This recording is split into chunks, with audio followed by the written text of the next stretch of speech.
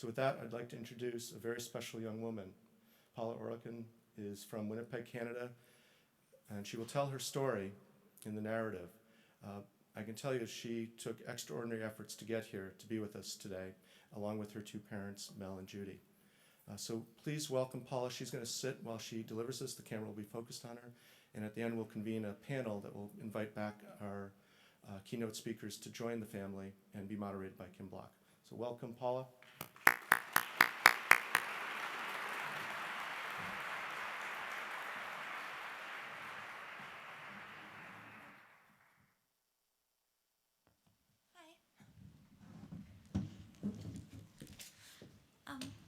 Hi.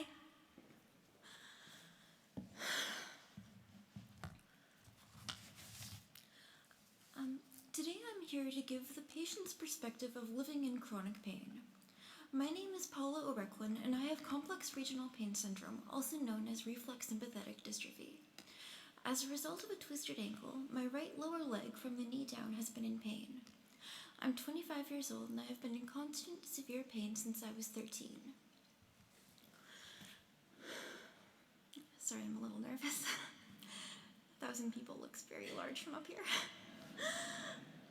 I think the biggest change in mentality for healthcare professionals when working with chronic pain patients is making the leap from this is a difficult patient to this is a patient with a difficult condition. We are not the problem. Our disease is the problem. One of the biggest hurdles we have is obtaining pain medication when we need it.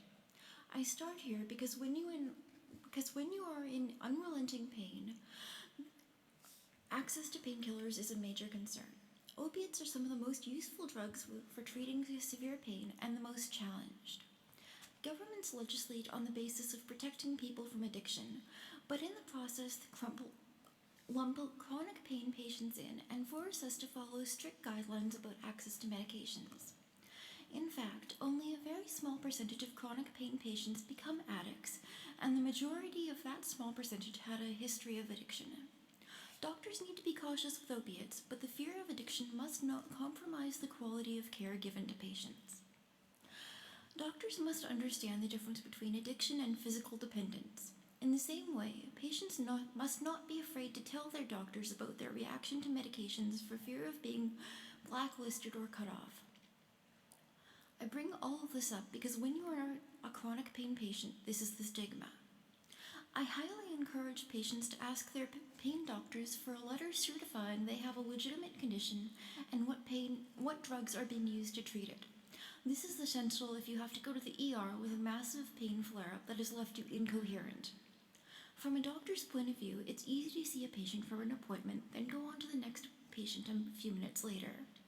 It's easy to go on to the next person while the patient goes home and is still struggling with their problem. The problem never goes away for us. We're in the doctor's lives for a few minutes at a time, once every few months. But this is our life. It never goes away. Every single second, I am in pain. From my knee down to my toes, on my right leg, all there is pain. The pain changes and moves, and different parts hurt more than others at different times, but there is always solid pain from my knee down. On top of that pain, I have other kinds, all different forms. Stabbing, shooting, burning, visceral, aching, throbbing, whatever adjective has ever been used to describe it, I've felt. On my good days, I'll be at maybe 5.5 out of 10. My worst has been about 9.5 out of 10. I average around 6 to 8 out of 10 on a pain scale. This is with all of my medications. Complex regional pain syndrome, or CRPS, is considered one of the most painful conditions around. The McGill Pain Scale lists CRPS as more painful than unmedicated childbirth and non-fatal cancer. Only fatal cancer rates is more painful. Everything I do makes the pain worse. Moving, putting pressure on it, having anything touch it, no matter how light, everything makes it hurt more, on top of the pain I always have. I say this not because I want people to feel sorry for me, but for you to understand the extremity of my condition. The fact that everything affects my pain makes life even more difficult. Getting dressed is painful because the sock puts pressure on my foot, my jeans brush my skin when I pull them on, and then they squeeze my leg all the way around. A million things no one ever thinks of hurt me, from the single dog hair that lands on my leg to an air pressure change in an elevator. I've had to make numerous adjustments from my environment just to make things as comfortable as possible for me, and if any of you would be interested in hearing about them, please ask me at the end of this speech.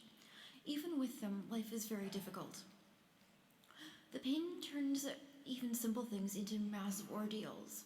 Remember that for most of your patients, it was a long and painful road to get to you. No pun intended. Thank them for coming in. Try and be polite and kind. Most will have had doctors question their pain, disregard it, and they'll have seen so many people, so many healthcare professionals in the process of trying to get a diagnosis. Take a second to realize that. Until only very recently, pain was considered a symptom of a disease, not a disease in itself.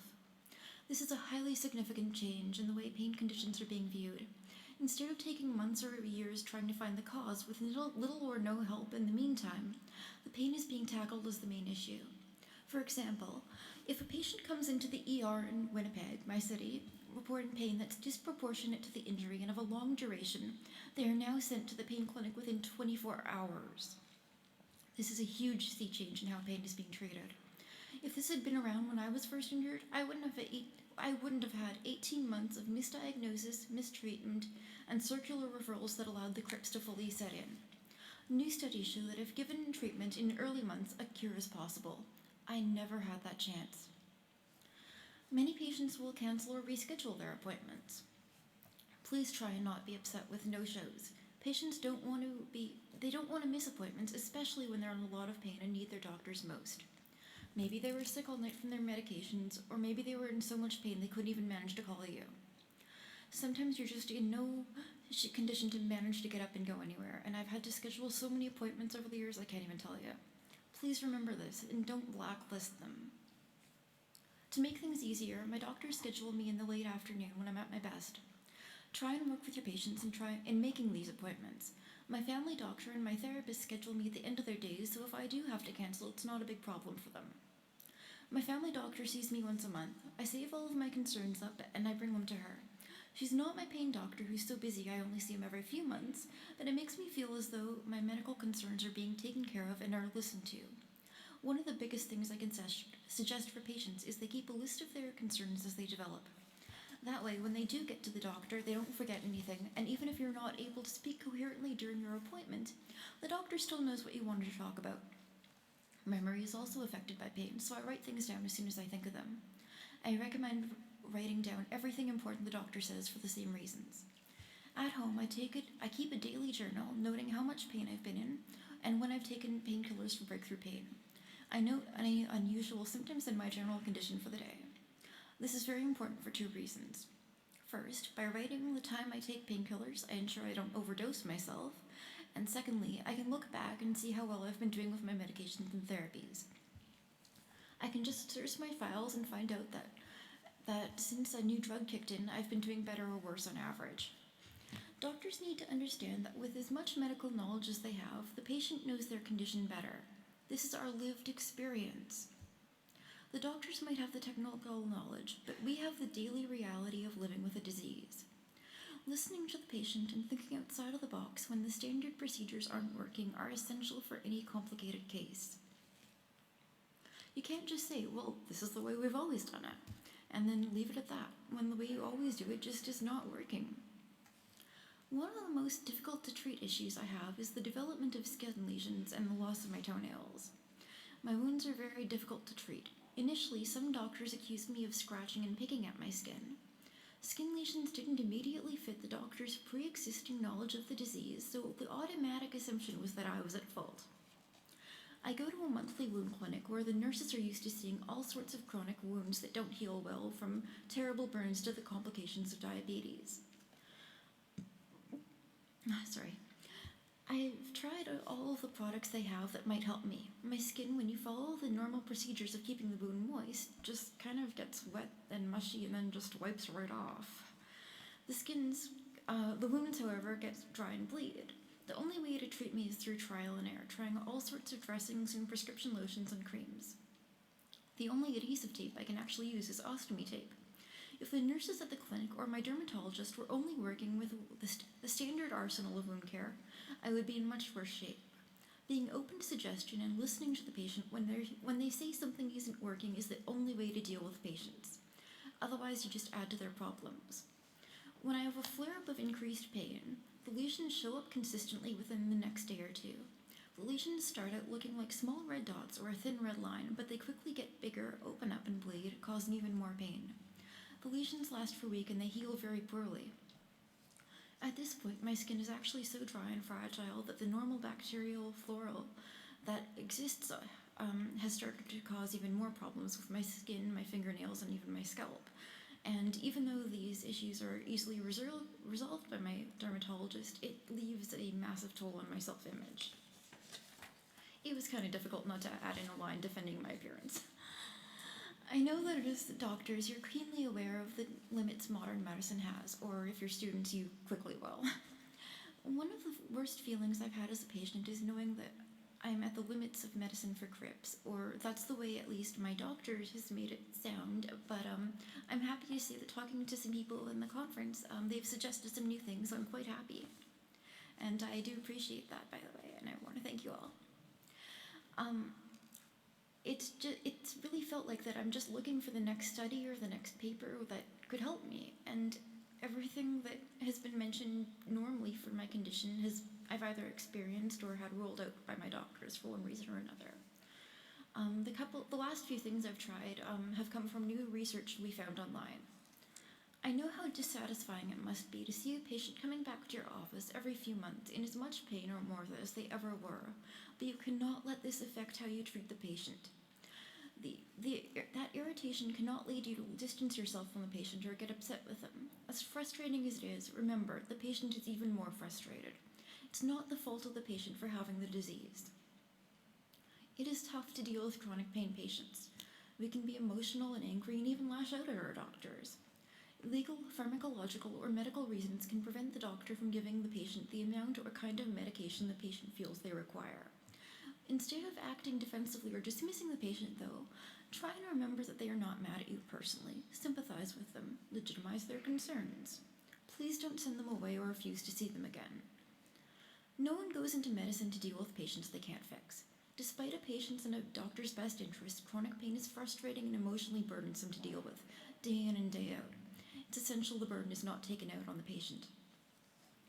It's hard to see something you prescribed hurt the patient because of unintended side effects. One prescription can turn your life upside down. I was a student at the University of Winnipeg, and I was very happy there. Unfortunately, my pain got to a point that my doctor prescribed oral ketamine for me. Ketamine is used to stop the memory of the pain, but has many side effects. All of my higher thinking processes were shut down. My memory got so bad I forgot words in nearly every single sentence. My mind was in this complete fog and my body was no better. I gained 60 pounds in a single year as I was dieting. My emotions were completely out of control and my stomach turned upside down as well. There was no choice for me but to drop out of university. My doctor looked into other drugs and found an Alzheimer's treatment, memantine. Memantine still compromises my ability to go to school, but at least I could have a conversation without wanting to break down and cry from confusion. However, the mental deficits are still enough to bother me on a very regular basis. I tend to remember things only for briefer periods, so I have to write things down. I've always really enjoyed going to school and learning. You can understand that having to choose treating my pain over my education was personally devastating. When I was 13 and first hurt my ankle and the pain wouldn't go away, the pediatrician thought I was exaggerating or acting out. His perception of me as an overachieving perfectionist warrior blocked him from seeing the extremity of my pain. Perception is absolutely everything sometimes. It took 18 months for a proper diagnosis, and by that time, crips had fully set in. I credit the pain clinics at the Health Science Center and the Pan Am Clinic, both in Winnipeg, and my pain specialist, Dr. Jeff Dewar, and his team at both clinics for rescuing me. That's really what it felt like, rescuing me. One of the best medications they've prescribed for me is Nabilone, and which I still take every single day. Nabilone's active ingredient is THC, and it stopped the pain spasms in my leg that developed every time something touched it. Nabalone enabled me to get off the crutches I'd had to use for 4 years. I also owe more than I can say to the physiotherapists at the Children's Hospital in Winnipeg. It was a physiotherapist who first suspected Crips long before a doctor did. Even today, after 12 years of treatment and the best pharmacological regime I've found yet, I'm not independent. Far too many days are spent in bed dealing with massive flare-ups of pain. I just lie in bed and scream. My wounds open up and I bleed. Even with the memantine, though its side effects are less than those of the ketamine, I don't feel sufficiently competent to return to school. One thing that I haven't touched on until now is the emotional aspect of being a chronic pain patient. Just being in pain is bad enough, but then there are the effects of being isolated from society, from significantly downgrading your plans for life, and from not being understood. Lack of understanding from the medical professional side can be devastating. One thing in particular that really got to me was learning my condition isn't just in the peripheral nerves in the affected area or the nerve cluster in my spine, but in how my brain receives and transmits pain signals. I'd always been told for so many years that the pain was just in my head. When I learned it literally was, that was emotionally crippling. I went into this emotional tailspin. I'd always believed that my brain had been mine, even that it had been me trapped in a failing body, but me nonetheless. To find out that my pain was so deeply rooted inside my brain was a shock. More than a shock, it felt like a betrayal. The seed of what I thought I am, that had promised me this bright future based on my mental acuity, was what tore the future away from me. Only after a lot of thought and cognitive behavioral therapy was I able to get a handle on these types of thoughts. This is a very important point to mention. Without therapy, I would not be here speaking in front of you today. I wouldn't be talking honestly about how the pain has affected me emotionally for sure. Therapy allowed me to get a grip on all the negative thought processes that develop from being in this much pain for this long. I think a lot of patients are reluctant to try psychological therapy. One of the leading causes of death in CRIPS patients is suicide. The mental aspect of being a chronic pain patient is essential to deal with, despite how difficult it is as a patient to recognize it. Only once I had a bit of a breakdown did I finally admit to myself that I needed real psychological support. Learning to examine my emotions and thoughts has given me a really large difference in my life. It took a year of therapy, but I was able to feel as though I had some control over the conscious part of my mind. Therapy gave me an element of control, something I didn't have with the rest of my body. Only then did I gain some more confidence. I wish all of my secondary issues to the CRIPS had such easily accessed treatments. When it comes to the main complication that's developed because of the pain, I fall in a crack in the medical system. The problem, which I touched on earlier, is that I develop skin lesions. My pain doctor can't treat the sores, and my dermatologist can't cure them because it's not a skin disease. I'm stuck in an odd space between two specialties, and neither doctor can do enough to help me. Needless to say, I have a number of different medical issues, and while they're all interrelated, there's no one doctor able to treat all of them. Despite the frustration of needing so many different specialists to help look after me, I can take a lot of comfort in knowing I have the best care I can. I have world-class care. I've been to the Mayo Clinic and been told there's nothing more that they could do for me that my doctors at home are not already doing. And I know I have a lot of personal benefits. I've been working on graded motor imagery and mirror therapy with my physiotherapist, and I believe it holds a lot of promise for the treatment of CRIPS. It is also one of the easiest, least painful, least expensive treatments I've heard of, and it comes from a very new and exciting way of looking at the disease. I've also had access to a wealth of professionals to treat specific side effects of being in so much pain, from registered massage therapists to a sleep specialist when the pain began to cause very bad insomnia. I've been exceedingly lucky in my treatment.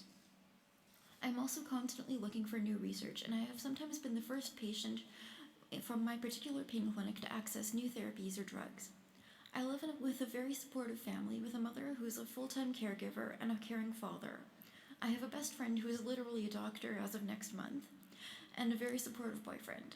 I have all of the advantages a patient could ever want, and I'm still here, and I'm still in too much pain to do anything, to do so many things. With active, involved friends, family, and doctors, I have every advantage going for me, including socialized medicine, and I'm still in this much pain. I live at home, I can't go to school, I can't work, and I can't drive. The prospect of being 25, living at home with no real likelihood of a job or independence, and it sometimes feels like even real happiness, can consume your life. At least I live in Canada, where I don't have to worry about the economic aspect of it, but your patients don't have that comfort. It's difficult knowing that if this is as bad as it is for me, then for all other patients who don't have the supports and resources I have in place, it must be even harder. You can understand where some emotional turmoil comes in. That said, one thing that has helped and that is really helping is starting to look into ways to make some constructive use of my experiences. In the last year, I've started thinking about disability advocacy and looking into volunteering in a position where I can share my experiences and in some way feel as though out of all this pain some good might come. I'm very pleased to have had the opportunity to come here today to share my story as a chronic pain patient with the next generation of healthcare professionals. In particular, I really want to thank Dr. Bilski and his team for inviting me and giving my parents the opportunity to be here with me today. I also very much want to thank the university for putting on this conference. I think it's really wonderful that students of so many specialties are interested in helping chronic pain patients. I hope what I have said here today might give you some insight in what it's actually like to be one. I would like to think that all of this might help someone else. I'm standing in a room full of, sitting. I was planning on standing. In a room full of healthcare professionals, and if anyone has any ideas for me, please come talk to me or my parents. Anything I can bring back to my doctors would be wonderful. And thank you so much.